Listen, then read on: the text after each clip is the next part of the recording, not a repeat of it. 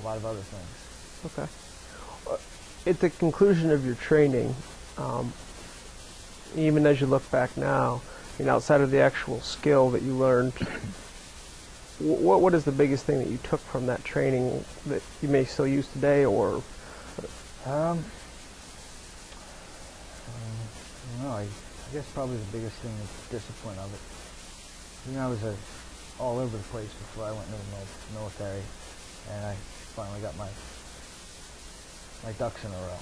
Okay. So, I'd say discipline was the best thing I got out of it. How about at the school individually? Is there a mode of thought or anything else that you took out of it? I guess always be ready to learn something new. We didn't know what we were going to be learning, so Yeah, right. you have any idea. But I guess there wasn't really much to take out of it other than the skill. Yeah. When did you receive the assignment? That you're graduating school and your first assignment. Graduated school, picked orders, and then some of them required follow-up or prerequisites, if you will. Follow-up schools, CEA schools, so C schools, and I had to do 2 C schools before I went to the ship. So that's supplemental training to what you already had. Is that because specifically for this ship, it requires more training, or just in general?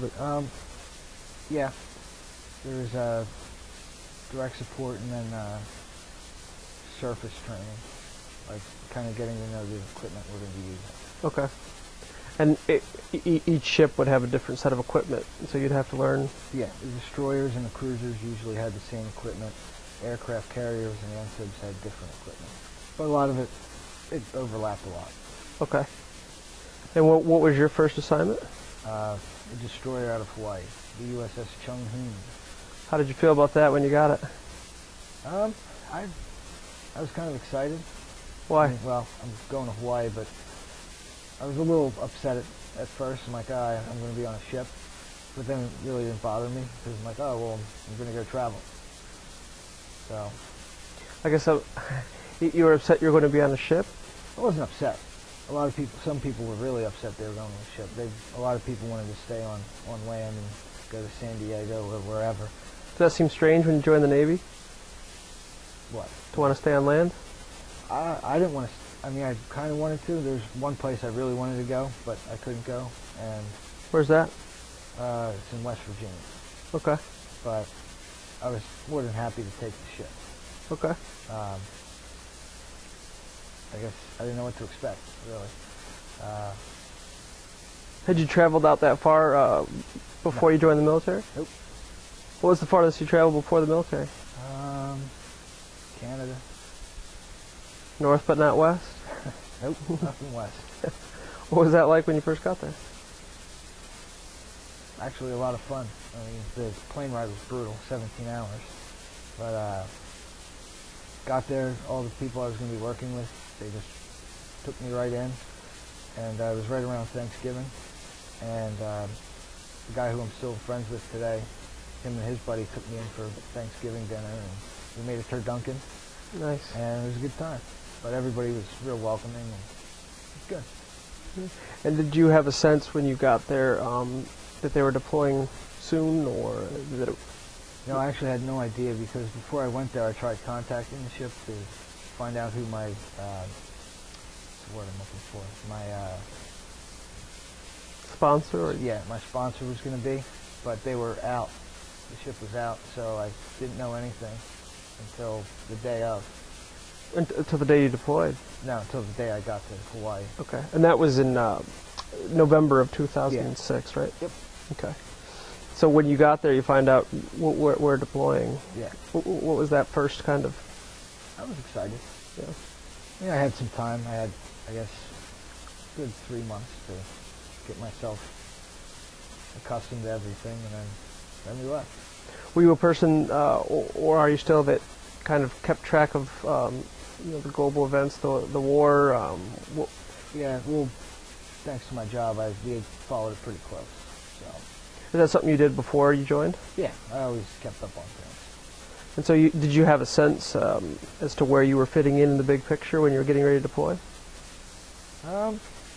Yes and no. We did a lot of the work, but we never saw the results. Okay. So. So what was the 3 months before you left? I mean, it was just getting to know the ship, getting to know people, and 2 guys from my A school ended up coming to the same ship. Actually, no, 3 people. So when they got there, I knew some more people, and it was good. did you stay in the barracks, or where were you staying? Yeah, I stayed in the barracks. Okay. For most of the time, we were gone all the time, so really never saw the barracks. Gone at work?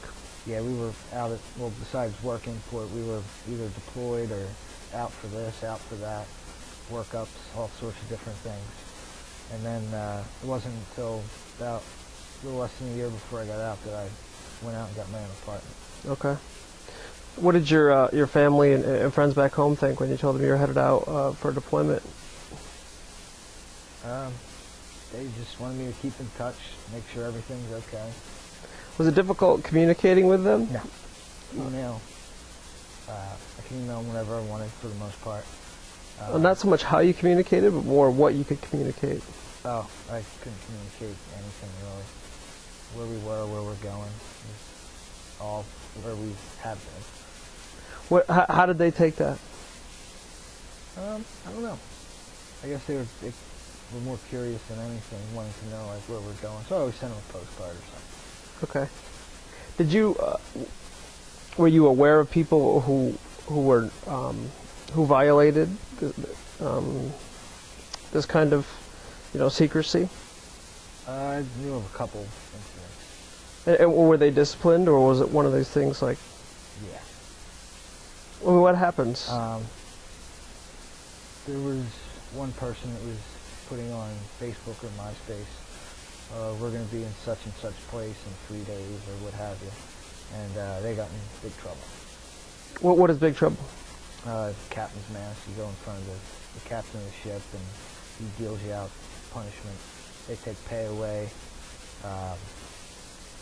reduction in rank, things like that.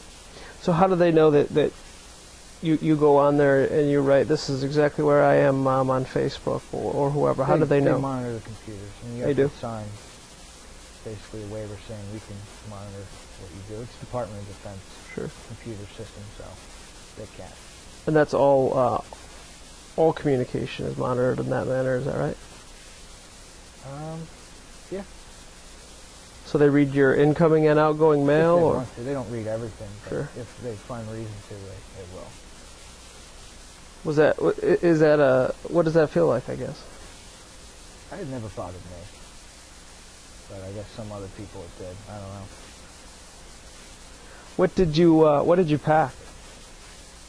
You're getting ready to deploy in a month, and you're putting together. I mean, first of all, how much space were you allowed in terms of you get a bag this big or a box? And you got a little locker about 3 feet tall and about a foot wide. Okay.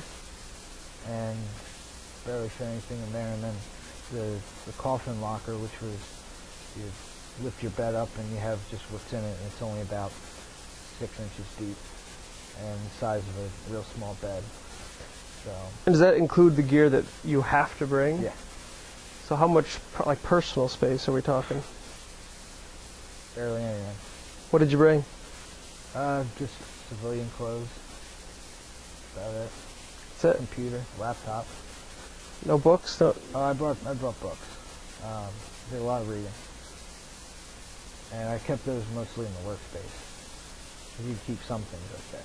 What's that? Workspace? Yeah, where we work. Okay, like your office. Yeah. Okay. And what was your sleeping quarters? We had 12 people in one aisle that was about 2 feet wide, stacked 3 high. Were you on top? Yes, top's the way to go. Get more headroom. So talk about that for a little while. I mean, it's tough to get used to, but once you do, it's easy. Well, within the dynamics of 12 people living in that kind of space, I mean, it's... Get up early. Yeah. What's the worst thing?